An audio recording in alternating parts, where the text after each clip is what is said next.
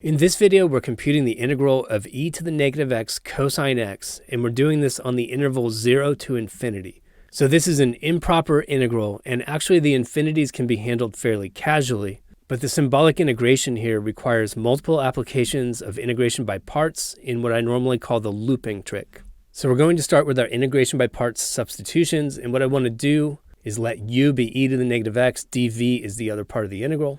So u is e to the negative x, the derivative of that is negative e to the negative x.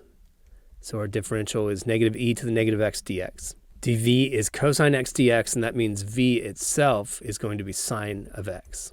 Then we apply the integration by parts formula, and our original integral is equal to u times v, that's e to the negative x, sine of x, and we're evaluating that on 0 to infinity, minus the integral of v du. And we can pull the minus sign out of du and combine it with the minus sign in front of this integral to get a plus. So we have a plus e to the negative x times sine x dx.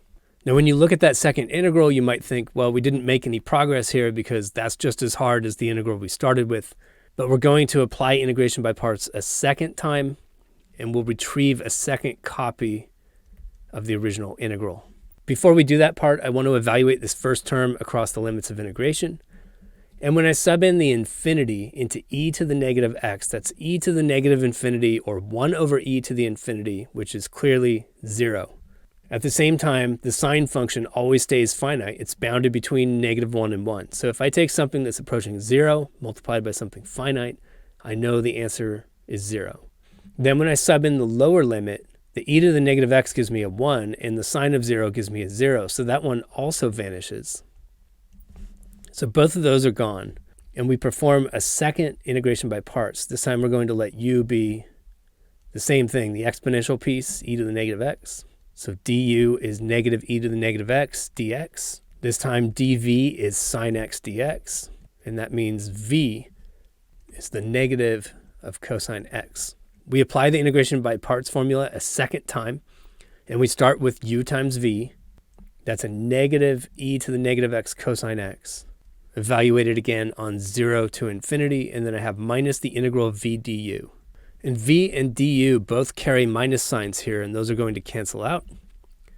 And this is where I retrieve another copy of the original integral e to the negative x cosine x. And before we move on, I want to evaluate the first term again across these limits of integration. So again, when I sub in the infinity upper limit here, e to the negative infinity is clearly 0, while the cosine function stays finite, so that first term vanishes. Then I subtract what I get by substituting in 0, and the subtraction kills the minus sign out in front. And when I sub in 0 for x into e to the negative x, I just get 1.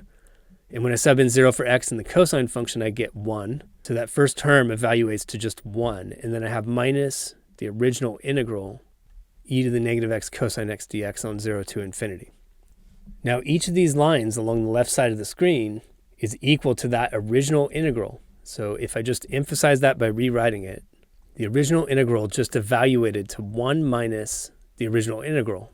And this is the key to the looping trick. So I've discovered a second copy of my original integral on the right-hand side of the equation with a minus sign in front of it. Let's just add that integral to both sides, and that gives us twice the original integral on the left-hand side. And now all I have to do is divide by 2, and I find that my original integral is equal to 1/2. And we're done. If you enjoyed this video, or at least found it useful, check out another one by clicking one of the links on the left, or click the Zach's Lab logo on the right to explore dozens of physics and math playlists. As always, you can leave your questions, comments, and requests in the comments section below, and I'll get back to you within 24 hours. Thanks for watching Zach's Lab, and best of luck on your math and physics journey.